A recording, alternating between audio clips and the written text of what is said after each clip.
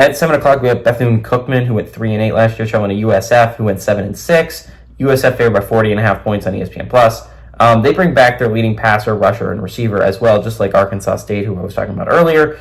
But on the other hand, you'll understand why I'm just like, it's not exactly the same thing. Byron Brown went 276 for 426, threw for 3,292 yards, 26 touchdowns, 11 interceptions. He also led his team on the ground, which is why it's like not the same thing. He had 203 carries for 809 yards and 11 touchdowns.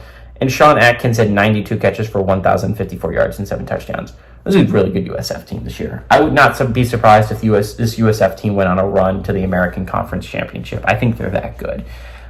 This USF team, I've been talking about this for a little bit. It's like 7-6. You look at that, and I think there's many different types of 7-6, and I can be a lot more excited about a 7-6 team that is hot at the end of the year than like a Miami team who, yeah, sure, they won like 7-8 games, but they were cold at the end of the year. They lost a whole bunch of those in a row, right?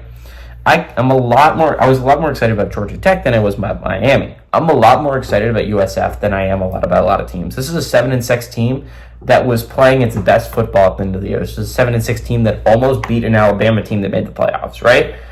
This is a 7-6 team that was playing its best football at the end of the year, and that's what I get excited for, right?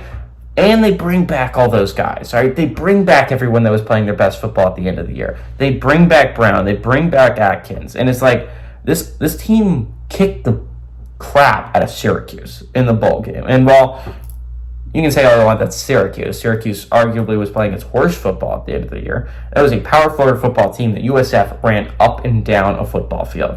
It was easy. It was so bad, the announcer started talking about Love Actually in the middle of a football game. He just started a tirade about Love Actually in the fourth quarter. That's how boring the game was because USF dominated it so bad. Really good USF team. This is a USF team that I think, I'll go on a limb, I think is a dark horse to make the playoffs. I do think that. I think it's a dark horse, don't get me wrong. I would be shocked if USF was a playoff team, but I wouldn't be absolutely throttled, right? I think this USF team has a lot of pieces together. I think they have a schedule, and they play in an American conference that outside of Memphis should have a down year this year because Tulane's going through some changes. UTSA is going through some significant changes as well. And outside of Memphis, USF returns the most talent and the most consistency at coaching.